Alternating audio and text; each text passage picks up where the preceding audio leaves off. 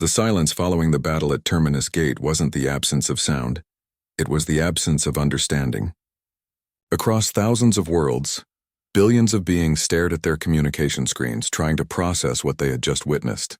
The mighty Ravok Empire, destroyer of worlds and conqueror of systems, had been erased from existence in less than 6 hours by a species most considered primitive. Ambassador Dongsu Kim stood in the great chamber of the Galactic Council 3 days after the battle. The usual noise of hundreds of species conducting business had been replaced by whispered conversations and fearful glances. When he walked to his seat, no longer in the back row with the minor species, and the chamber fell completely silent. Chancellor, Vextorum called the emergency session to order with a voice that shook like broken crystal. The council recognizes Ambassador Kim of Earth. The hesitation before saying Earth spoke volumes. 3 days ago it had been a footnote in galactic politics. Now it was the most dangerous word in known space. "Thank you, Chancellor." Dongsu replied with the same polite manner he had maintained for 3 years. "I'm here to address concerns about recent military actions." "Concerns?" Admiral Corvin Thess's crystal body flashed red with stress. "Your species just demonstrated the ability to destroy any fleet in the galaxy. What other weapons do you possess? How long have you been watching us? What are your intentions?" The questions came from all sides. The Zalani Queen Mind 7th calculated endless scenarios for human domination. The Solarian Empire demanded explanations for humanity's deception. Smaller species that had never spoken in council sessions suddenly found their voices, all asking the same basic question. What did the humans want? Dongsu listened patiently until the chamber quieted.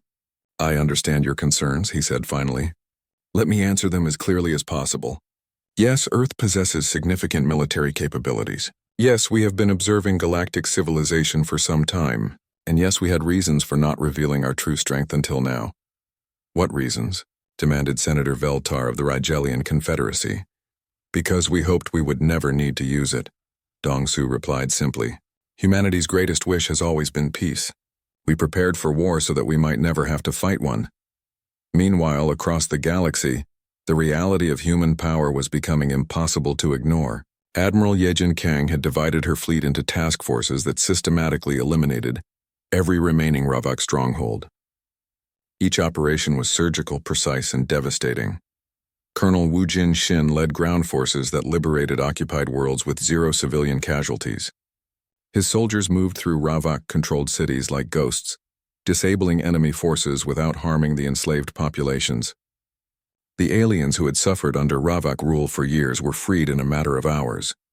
Captain Yoon-hee Lim commanded the hospital ship Mercy, which arrived at devastated worlds faster than most governments could organize relief efforts. Her medical technology could regenerate lost limbs, cure diseases that had plagued species for millennia, and restore hope to populations that had given up on life. The message was clear. Humanity didn't just possess overwhelming military superiority, they were better at everything. On the Vorthak homeworld, Admiral Corvin Thess reviewed intelligence reports that made no sense. Human logistics networks operated with impossible efficiency.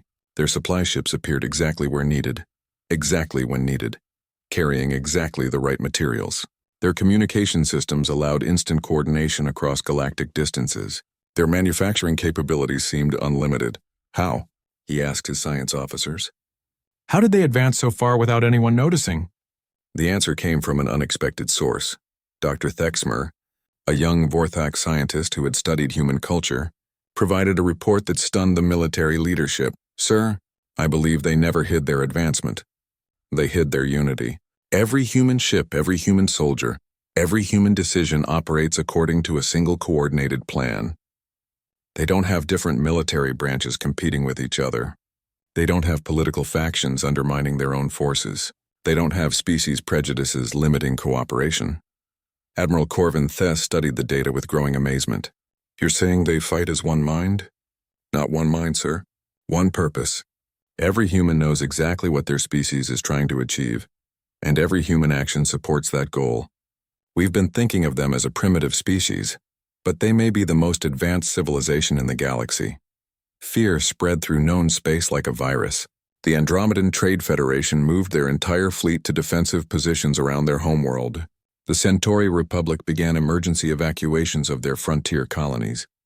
3 minor species announced they were abandoning space travel entirely and returning to their home planets. But not all reactions were based on fear. On worlds that had suffered under Ravak occupation, human names were being carved into monuments of gratitude. The planet Kepler Prime, which had been scheduled for extinction, declared an annual celebration called Liberation Day. Children who had never known freedom drew pictures of human soldiers and human ships. Dr. Hyunji Yang arrived at the devastated world of Arcturus 7 aboard the research vessel Discovery. The Ravak had used the planet as a testing ground for biological weapons, leaving the surface poisoned and the remaining population dying of incurable diseases. "How long do they have?" she asked her medical team as they surveyed the refugee camps. "Without intervention? 6 months at most," replied Dr. Tae-ho Kim. "The bioweapons have corrupted their genetic structure. It's beyond anything we've seen before." Dr. Yang nodded grimly. "Then we'll have to try the new treatment." The new treatment was human medical technology that could rewrite DNA in real time, essentially rebuilding patients from the cellular level up. It was dangerous, experimental, and far beyond anything the galaxy had imagined possible. It also worked perfectly. Within 2 weeks, every patient on Arcturus 7 was completely cured. Not just healed, but improved. Their immune systems were now stronger than they had been before the bioweapon attack. The human medical team had essentially upgraded an entire species' biological capabilities. The news spread faster than governments could control it. Humanity didn't just possess overwhelming military power, they had mastered life itself. Back on Earth, in the deep command center beneath the Pacific Ocean, General Haewon Park reviewed reports from across the galaxy with mixed feelings. The revelation of human capabilities was proceeding exactly as planned. Every military action demonstrated overwhelming superiority. Every humanitarian effort showed benevolent intentions. Fear was being balanced with gratitude, power with responsibility. But she knew the hardest part was still coming. "Ma'am," Captain Jin-Woo Lee reported from his new position as liaison to galactic forces. "We're receiving surrender offers from 12 different species. The Andromedan Federation wants to negotiate a protectorate status. 3 minor empires are offering tribute, and the Solarian Republic is requesting immediate military alliance." "Expected," General Park replied. "What about resistance movements?" "Building quietly. The Rigelian Confederacy is trying to form a coalition against us. Some Vorthak military leaders want to test our defenses. The Zelani Collective is calculating whether they can develop countermeasures to our technology." General Park nodded. "Fear made some species want to surrender immediately. The same fear made others want to fight before they lost the chance. Both reactions were dangerous to long-term stability. And our own people," she asked. Captain Lee hesitated. "Some of our commanders are excited by the reaction we're getting. Admiral Kang reports that several ship captains have suggested proactive peacekeeping operations against potential threats. That was the real danger. 50 years of hiding their strength had created a military culture focused on preparation and restraint. But now that they had revealed their power, some humans wanted to use it more aggressively. The temptation to solve problems through force was growing.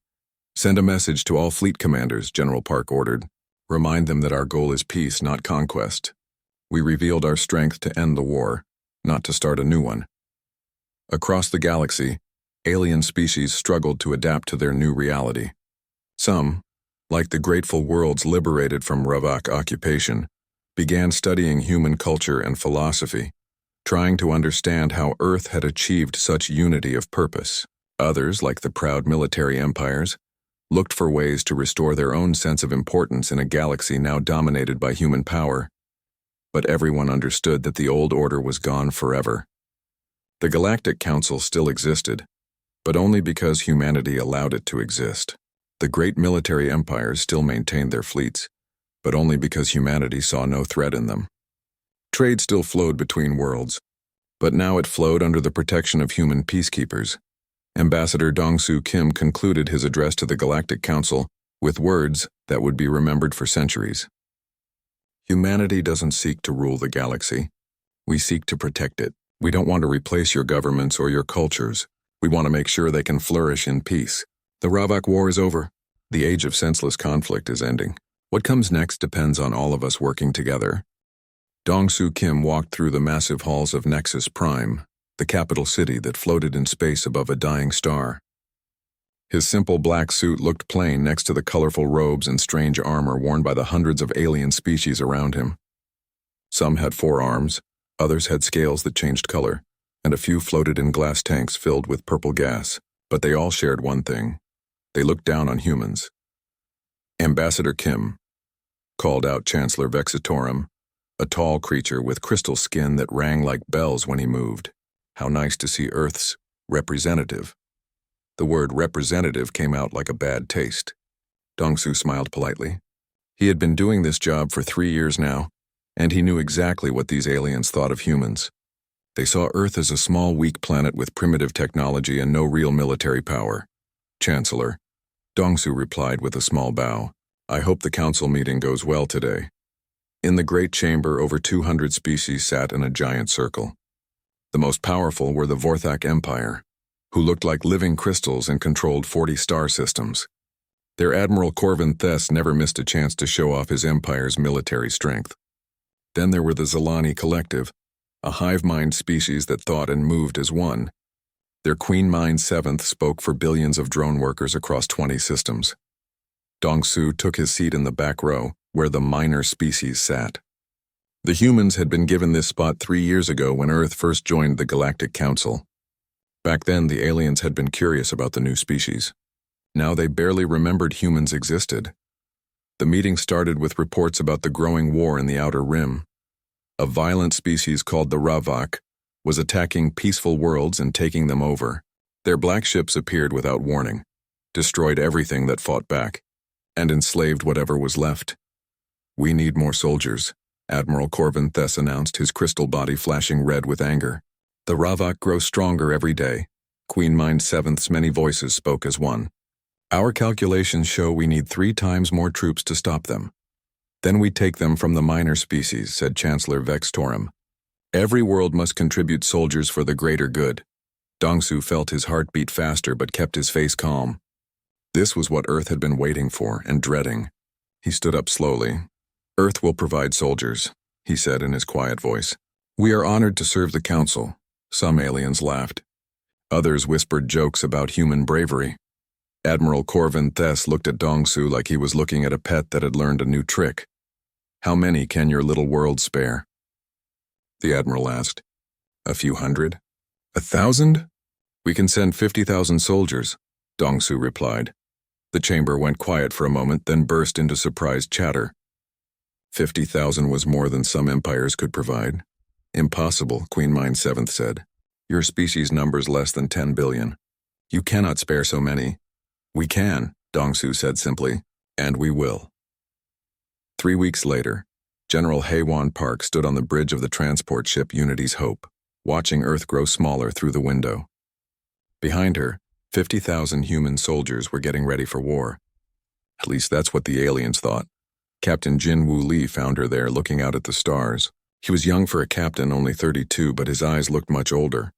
The men are settled in, he reported. Sergeant Bo-Ra Choi has the 3rd Battalion ready. Corporal Tae Min-yoon finished checking all our equipment. Private Soo-Jin Han says the weapons look properly primitive. General Park smiled at that. Their weapons did look primitive. Old-style rifles that fired metal bullets. Simple body armor that looked thick and clumsy. Basic communication devices that seemed 50 years behind galactic technology. Good, she said. Remember, Captain, we are weak. We are simple. We are grateful to serve. Yes, General, the men understand. Jinwoo had trained for this mission his whole life. So had every soldier on the ship. They were not really soldiers at all. They were Earth's most elite special forces, each one trained to do the work of 100 normal troops. But the aliens didn't need to know that. When they reached the Joint Species military base on Kepler Station, the humans were met by alien officers who looked at them with barely hidden disgust. The base commander, a Vorthak crystal being named Thexvor, assigned them the worst jobs. Humans will handle supply transport, he announced. You will also maintain equipment and guard empty sectors. Try not to break anything important. Thank you, sir, Jinwoo said with a grateful smile. We won't let you down. The alien soldiers laughed as the humans marched away to their quarters. The Vorthak warriors, each one 8 feet tall and made of living crystal, whispered jokes about soft pink weaklings. The Zalani drones, moving in perfect formation, dismissed the humans as inefficient biological units. But late that night, when the aliens were sleeping, Jinwoo gathered his officers in a secure room. He activated a small device that would block any listening equipment, then opened an encrypted communication channel to Earth. Control, this is Ground Team Alpha, he whispered. We are in position. The answer came from General Park, who was now back on Earth in the secret command center buried beneath the Pacific Ocean. Copy, Alpha. How are you being treated? Exactly as expected. They think we're harmless. Good. Remember your mission, Captain. Watch, learn, wait. What about the war, General? People are dying out here. General Park was quiet for a long moment. I know, Captain. But if we show our true strength too early, we lose everything. The galaxy isn't ready to know what humanity really is. Jinwoo looked around at his officers. Bora Choi had been the top graduate of Earth's military academy. Taemin Yoon could take apart and rebuild any machine in the galaxy. Su Jin Han could kill an enemy soldier with her bare hands before he knew she was there. Each of them could command their own army. But for now they were janitors and guards, grateful for the chance to serve the greater galactic good. Understood, General, Jinwoo said finally. We'll keep the package wrapped. Good. And Captain? Yes, General? Remember, they have no idea what's coming. The communication ended and Jinwoo looked out the small window of their quarters. Somewhere out there, the Revok were destroying worlds and killing innocent people. The galactic powers were struggling to stop them with old tactics and older thinking. But humanity had been preparing for this war for 50 years. They had weapons the galaxy couldn't imagine. They had strategies that would revolutionize space combat. They had soldiers who could do the impossible, and none of the aliens suspected a thing. Soon, Jinwoo thought as he watched the stars. Very soon the galaxy would learn what humans were really capable of. But not yet. For now, they would play their role as the weak, grateful species just happy to help.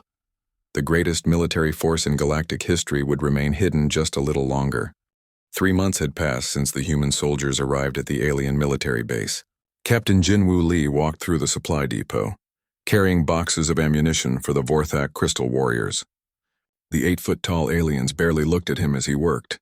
To them, he was just another useful servant. Careful with those shells, human, growled Thexfor, the base commander. They cost more than your entire planet's yearly budget. Yes, sir, Jinwoo replied with a respectful bow. I'll be very careful. Behind him, Sergeant Bora Choi and Corporal Taemin Yoon carried heavy equipment that would normally require mechanical help. But humans were considered too primitive to operate the advanced loading machines, so they did everything by hand. The aliens thought this proved how weak and simple Earth people were. They had no idea that each human soldier could easily lift twice what they were carrying. The heavy work was actually light exercise for people trained in Earth's enhanced gravity chambers. The war against the Ravok was going badly. Every week brought news of more worlds falling to the black ships. The enemy seemed to appear from nowhere, destroy everything that fought back, and disappear before help could arrive. Admiral Corvin Thess spent his days sending angry messages to the Galactic Council, demanding more ships and soldiers. These Ravok fight like cowards, he complained during the morning briefing. They won't stand and fight like honorable warriors. Queen Mine 7th's many voices hummed in agreement. Our calculations show they use hit-and-run tactics to avoid direct combat. This is inefficient. Jinwoo listened from the back of the room where the human officers stood. The aliens were making every mistake in the book. They thought in straight lines, attacked the same way every time, and never adapted to changing situations. It was exactly what Earth's military leaders had expected. Private Su Jin Han found him after the briefing. Pretending to deliver a supply report, Captain, she whispered. I've been monitoring their communications. The Ravok have found a pattern in the alien patrols.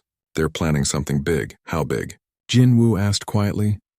They're massing their entire fleet near Kepler Station. The aliens have no idea what's coming. Kepler Station was the most important supply base in this sector. If it fell, the galactic forces would have no way to keep fighting in the Outer Rim. Jinwoo felt a cold fear in his stomach. Thousands of innocent people lived on that station, including families of the alien soldiers. That night, he tried to warn the alien commanders. He went to Admiral Corvin Thess's office and asked to speak with him. "What is it, human?" the Crystal Admiral asked without looking up from his battle plans. "I'm busy planning our next glorious assault. Sir, I've noticed some strange patterns in the enemy movements," Jinwoo said carefully. "I think they might be planning an attack on Kepler Station." Admiral Corvin Thess finally looked at him, his crystal face flashing with annoyance. "You think? What could a primitive human possibly understand about military strategy? Go back to your supply boxes." Jinwoo tried again with Queen Mind 7th but got the same response. The hive mind calculated only a 12% chance that human observations could be accurate. They dismissed his warnings as the confused fears of a simple species. 2 days later, the attack came. Jinwoo was in the armory when the alarm started screaming. Red lights flashed throughout the base as urgent voices announced the arrival of Ravok ships. Hundreds of them appearing through jump gates that the aliens hadn't detected. "All forces to battle stations," Admiral Corvin Thess shouted over the communication system. "This is our chance to crush these cowards once and for all." The alien fleet launched from the base in perfect formation. Crystal Vorthak ships in the center. Bioorganic Zelani vessels on the flanks. Smaller ships from minor species providing support. It was exactly the kind of direct assault that had been failing for months. Jinwoo gathered his human soldiers in their assigned rear guard position. They were supposed to protect the supply depot while the real warriors won the battle. But through his enhanced communication gear, disguised to look like standard human radio, he could hear everything going wrong. The Ravok had laid a trap. Their main fleet attacked from the front, while hidden ships jumped in from 3 other directions. The alien formation, so perfect and organized, became a disaster, as ships crashed into each other trying to respond to multiple threats. "We're being slaughtered out here," came Admiral Corvin Thess's voice, no longer proud and commanding. "Request immediate reinforcements." "Negative," replied the base commander. All reserves are committed, but that wasn't true. The base commander was holding back forces to protect himself, not trusting the aliens he commanded.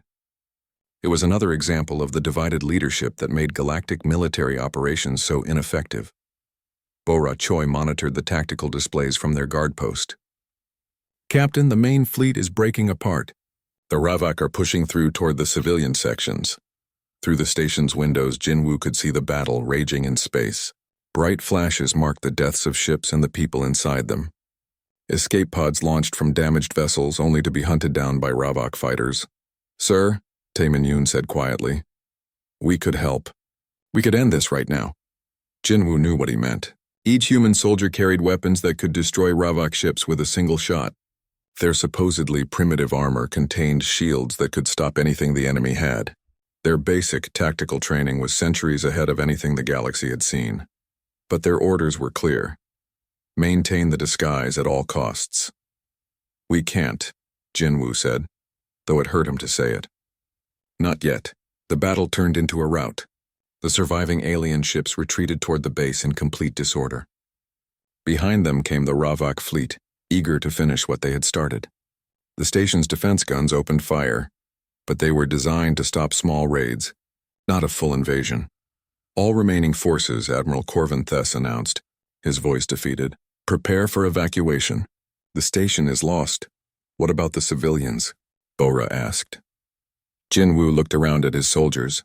Each face showed the same struggle between duty and conscience. They had the power to save everyone on the station, but using that power would expose humanity's secret and ruin 50 years of careful planning. Then Su Jin Han spoke up, her young voice steady and determined. "Captain, request permission to volunteer for rear guard action." Jinwoo stared at her. It was brilliant.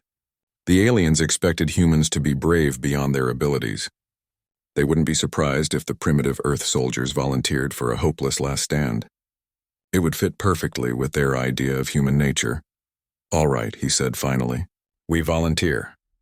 Within minutes, the human soldiers were taking positions in the station's outer corridors. The aliens evacuated behind them, grateful but not surprised that the humans were willing to die bravely for others. Admiral Corvin Thess paused as he passed Jinwoo's position. Your sacrifice will be remembered, human. You fight with honor. Thank you, sir, Jinwoo replied. We'll hold them as long as we can. The Ravak assault troops came through the station's breached hull like a black tide. They were bigger than humans, with thick armor and energy weapons that could melt through steel. Their leaders expected to find terrified defenders cowering behind makeshift barriers. Instead, they found something impossible. The humans didn't run. They didn't panic. They moved like a single organism, each soldier knowing exactly where to be and what to do. Their primitive weapons fired with impossible accuracy, each shot finding the weak points in Ravak armor that shouldn't have existed. Sujin Han destroyed an entire squad by herself, moving so fast that the enemy couldn't track her. Taemin Yoon turned the station's own systems against the invaders, causing explosions that seemed like lucky accidents. Bora Choi coordinated the defense with mathematical precision, always putting the right person in the right place at exactly the right time. The Ravak assault stalled. Then it broke. Then it retreated. When the rescue ships arrived 6 hours later, they found the station intact and the humans still standing guard. The alien commanders couldn't understand what had happened. 50 humans had somehow stopped an assault that should have overwhelmed them in minutes. Remarkable human courage, Admiral Corvin Thess decided finally, and excellent defensive positions. Very lucky, agreed Queen Mind 7th. The Ravak must have been weakened by the space battle. Jinwoo filed his report to Earth Command with a single coded phrase. Package remained secure, but he wondered how much longer they could keep their secret, and how many more people would die while humanity waited for the right moment to reveal their true strength. The massive war room aboard the flagship Galactic Unity hummed with desperate energy. Holographic displays showed the terrible truth. The Ravak fleet was heading straight for Terminus Gate, the most important choke point in the galaxy. If it fell, 3 entire spiral arms would be cut off from help and supplies. General Haewon Park stood quietly in the corner, watching the alien commanders argue among themselves. Her simple uniform looked plain next to their elaborate military dress, and none of them paid attention to the human representative from primitive Earth. We're outnumbered 3-1, Admiral Corvin Thess announced, his crystal body flashing red with stress. My fleet has only 300 ships left after the disasters at Kepler Station and the Rigel system. Queen Mind 7th's multiple voices created a harmony of worry. Our bioships number 247 functional units. The Ravak possess over 2,000 vessels according to our calculations. Chancellor Vexitorum looked even more crystal pale than usual. The Council's combined forces barely reach 800 ships. Against 2,000 Ravak warships, our chances are not good. We should retreat, suggested Admiral Corvin Thess. Fall back to the core worlds and make our stand there. Retreat means abandoning billions of people, Queen Mind 7th pointed out. This is not acceptable to our collective consciousness. General Park raised her hand politely. The aliens continued arguing, not noticing her.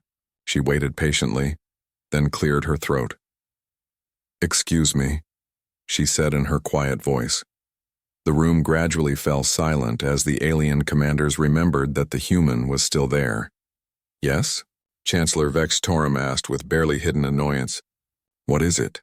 Earth would like to contribute additional resources to the defense, General Park said calmly. Admiral Corvin Thess's crystal face showed what might have been amusement. Human, your species has already given more than expected. Your soldiers fight bravely for such a primitive people, but this battle requires real warships, not courage. I understand, General Park replied. That's why we're offering ships. The alien commanders exchanged glances. A few actually chuckled. How many ships could Earth possibly have? Queen Mind 7th asked. Your species only recently achieved faster-than-light travel. 10 vessels, 20. A few more than that, General Park said with a small smile. She activated her personal communicator, sending a coded signal that traveled instantly through quantum entanglement to Earth. Somewhere in the depths of the Pacific Ocean, computers received her message and began warming up systems that had been hidden for decades. 3 hours later, long-range sensors across the galactic fleet began showing impossible readings. Energy signatures appeared at the edge of the system, hundreds of them, then thousands, growing stronger by the minute. Captain Minho Song stood on the bridge of the Earth Defense Force vessel Thunderstrike, watching the Ravak fleet through his tactical display. Behind him, his crew worked with quiet efficiency, Every person aboard had trained their entire life for this. Moment, dimensional exit in 30 seconds, announced Lieutenant Jae Hoon, Kim from the navigation station. All ships report. Ready? Added Commander So Young. Park from her position at communications. Remember, Captain Song told his crew, we're not just representing Earth today. We're representing humanity's place in the galaxy. The Thunderstrike was one of the smaller ships in the human fleet, only 400 meters long and carrying a crew of 200. But its weapons could destroy planets, and its armor could withstand the explosion of a star. More importantly, it was part of a fleet that moved and thought as one. Across the galaxy, Admiral Ye-Jin Kang stood on the bridge of the massive dreadnought Terra's Fury. At 1 kilometer long, it was the largest warship ever built by any species. Its main gun could crack continents. Its shield generators could protect entire planets. Fleet status report, she requested. All 5,000 ships ready for combat operations, came the reply. Dimensional drives charged and standing by. Admiral Kang nodded. Behind her, the bridge crew worked in perfect silence. No shouted orders, no dramatic speeches. Just professionals doing the job they had prepared for their entire lives. Begin phase. Transition, she ordered. Reality twisted around the human fleet as 5,000 warships emerged from dimensional space. They appeared in perfect formation. Squadrons of destroyers flanking heavy cruisers. Battleships protecting carrier groups, all surrounding the massive dreadnoughts that served as command centers. The Galactic Fleet's sensors went crazy, trying to process what they were seeing. Ships of impossible design using technology that shouldn't exist, energy readings that made no sense according to known physics. On the flagship Galactic Unity, alarms screamed as the sensor operators tried to understand the data flooding their systems. Sir, called out the Vorthak sensor officer, his crystal voice cracking with stress. Massive fleet signature appearing behind the human lines. How massive? Admiral Corvin Thess demanded. I count over 5,000 vessels, sir. Unknown design. Energy signatures are off our scales. Chancellor Vextorum stared at the tactical display where thousands of new contacts had appeared in perfect formation. This is impossible. Humans don't have warships. General Park walked calmly to the communication console. May I? Before anyone could answer, she activated the system and opened a channel to the entire Galactic Fleet. Galactic Council Forces. This is Admiral Ye-Jin Kang of the Earth Defense Force. We're here to assist with the Ravok problem. The voice that came through the speakers was calm and professional, like someone discussing the weather. But behind those words was power that made the alien commanders step back in shock. General Park, Admiral Corvin Thess whispered. What is this? This, General Park replied, is what humanity looks like when we stop pretending to be weak. The Ravok fleet had been advancing confidently toward Terminus Gate, expecting easy victory over the scattered galactic forces. Their commanders had studied every battle of the war and knew exactly how their enemies would fight. The crystal ships would charge straight ahead, the bioships would try to surround them, and the smaller vessels would provide ineffective support. What they didn't expect was the sudden appearance of a human fleet that was larger than anything they had ever imagined. Warlord Greykex, Supreme Commander of the Ravok Invasion Force, stared at his tactical displays with growing confusion. His sensors showed ships that moved wrong, weapons that fired wrong, and energy patterns that made no sense. What are those vessels? He growled at his intelligence officer. Unknown, Warlord. They appear to be human in origin, but our data shows humans have no significant military capability. Then your data is wrong, Greykex snarled. Prepare to engage these new ships. Show them what happens when primitives challenge the Ravok Empire. He ordered a full third of his fleet, over 600 warships, to break off from the main attack and destroy the human force. It should have been simple. The Ravok had never lost a fleet engagement, and they had no intention of starting now. The human response was immediate and devastating. Captain Song watched the Ravok ships turn toward his position and felt a calm settle over him. This was what he had trained for, what humanity had prepared for, the moment when their long deception would finally end. All ships, he broadcast on the command frequency, weapons free. Show them what Earth can do. The Thunderstrike opened fire with weapons that existed in the space between dimensions. Instead of traveling through normal space, the energy beams simply appeared inside Ravok ships, tearing them apart from within. Shields designed to stop conventional weapons were useless against attacks that bypassed them entirely. Commander So-Young Park's destroyer, Soul's Pride, demonstrated humanity's mastery of space-time manipulation. Her ship flickered in and out of normal reality, appearing behind enemy vessels firing, then vanishing before return fire could reach her position. But the most terrifying thing about the human attack wasn't the technology. It was the coordination. Every ship moved as part of a single plan. Every shot was calculated for maximum effect. While the Ravak fleet struggled to respond to individual threats, the humans fought as one unified force. The engagement lasted exactly 17 minutes. When it was over, 600 Ravak warships had been completely destroyed. Not a single human vessel had been damaged. Warlord Greykek stared at his tactical display in disbelief. An entire battle group, ships that had conquered dozens of worlds, had been erased from existence by an enemy that wasn't supposed to exist. Signal. The main fleet, he ordered with a voice that no longer sounded confident. We may need to reconsider our approach to these humans. But Admiral Yejin Kang was already moving. The Terra's Fury and its escort of heavy battleships were advancing on the main Ravak force, and behind them came the rest of the human fleet. Attention Ravak fleet. Admiral Kang broadcast on all frequencies. You have exactly one chance to surrender. After that, we solve this problem permanently. For the first time in their history, the Ravak faced an enemy that was clearly superior. Warlord Greykex had a choice to make: retreat and live to fight another day, or continue the attack and face total destruction. He chose poorly. All ships attack. He roared, "Show these soft humans the fury of the Ravak Empire." Admiral Kang sighed sadly. I was hoping they would be smarter than that. All ships commence final operations. The human fleet moved forward like a tide of death, and the galaxy held its breath as two vastly different philosophies of war met in the space around Terminus Gate became a graveyard of light and metal as 2,000 Ravak warships charged toward the human fleet. Warlord Greykek stood on the bridge of his flagship Death's Victory, watching his tactical display with growing confidence. Numbers didn't lie. Even if these humans had better technology, they were still outnumbered 2-1. Deploy the bone crushers, he ordered. Let these soft creatures see what real warships look like. The Ravak heavy cruisers moved forward, each one a kilometer of black metal and death. These ships had destroyed entire planets. The Bone Crusher alone had single-handedly eliminated a Vorthak battle group just last month.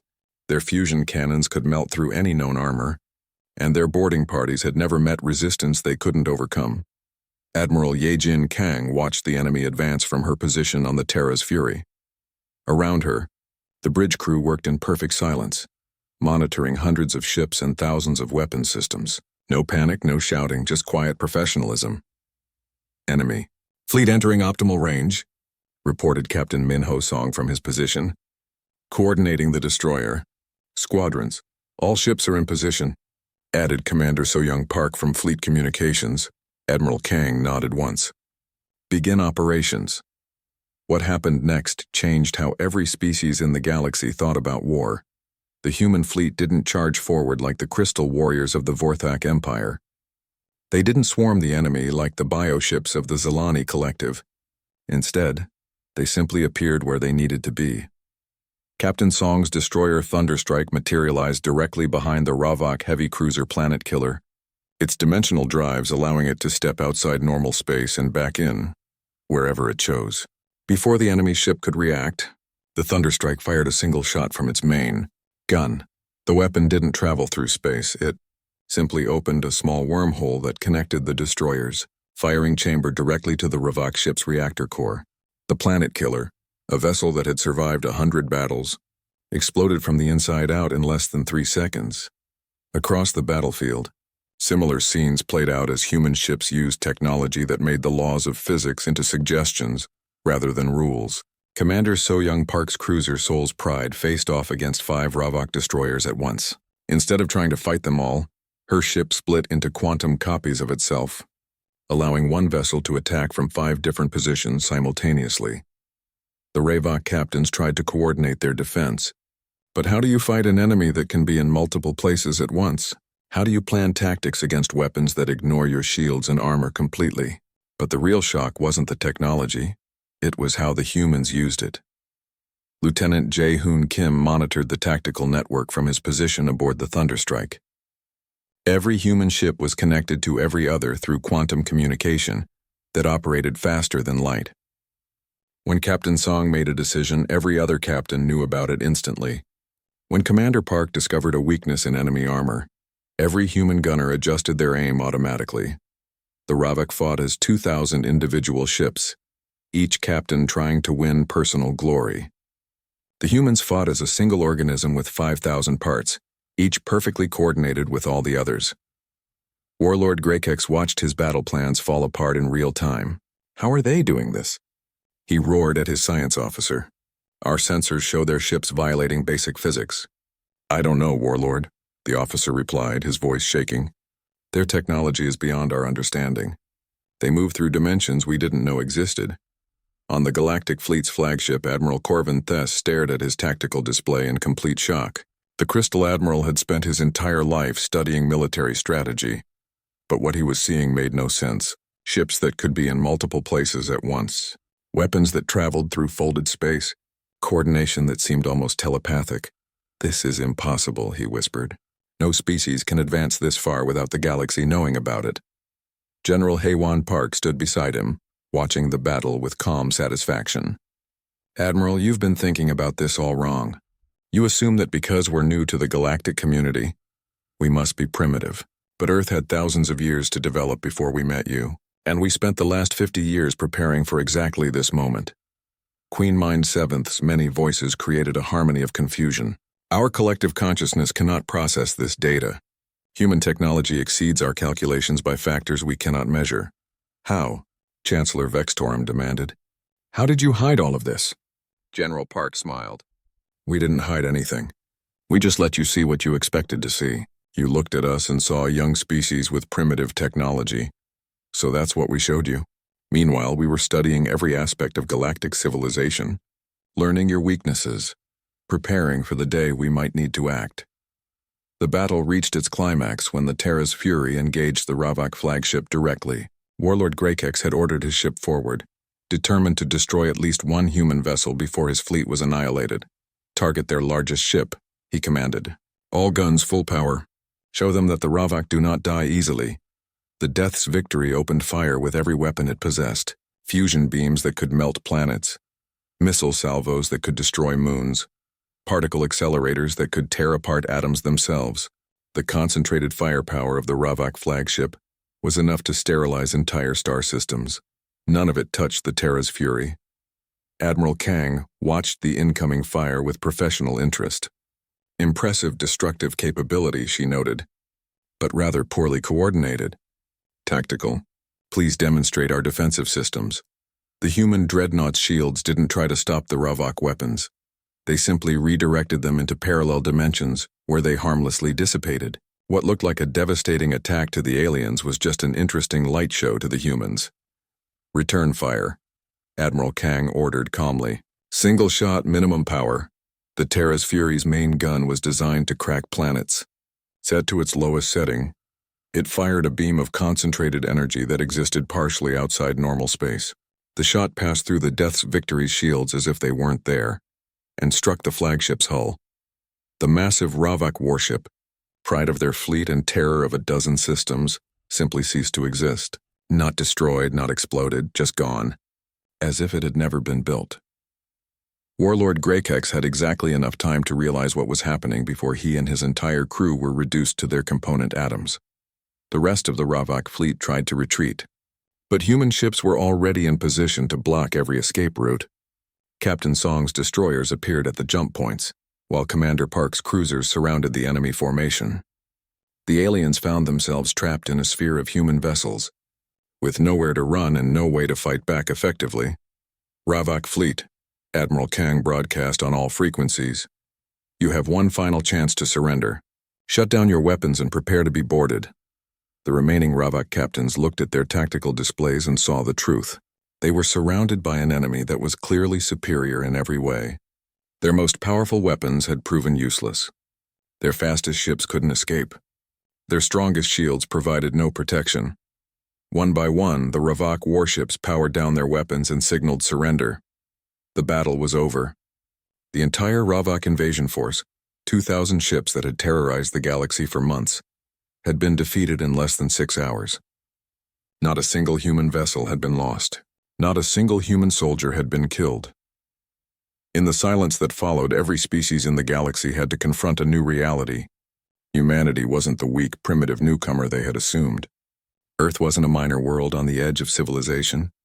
The humans had been hiding military power that made every other species look like children playing with toys. Admiral Corvin Thess finally found his voice. "General Park," he said quietly, "what else haven't you told us about your species?" General Park looked out at the human fleet, 5,000 ships hanging in perfect formation among the wreckage of their enemies. "Admiral," she replied, "you've just seen a small demonstration of what humanity can do when we stop holding back. This fleet represents about 5% of Earth's actual military capability." The alien commanders stared at her in shock. 5%? Queen Mind Seventh's voices whispered in harmony. "We've been preparing for this day for 50 years, General Park continued. "Every ship, every weapon, every soldier has been designed and trained for one purpose: to make sure that when humanity finally revealed its true nature, there would be no doubt about our place in the galaxy." Chancellor Vextorum's crystal skin had gone completely pale. "What do you want from us?" General Park smiled. "The same thing we've always wanted, Chancellor. Peace, cooperation. A galaxy where different species can work together instead of fighting each other. The only difference is that now you know we have the power to enforce that peace if necessary." She looked around at the alien leaders, reading the fear and confusion in their faces. "The war is over," she announced simply. "The Ravak threat has been eliminated. Now we can focus on building something better." But even as she spoke, General Park knew they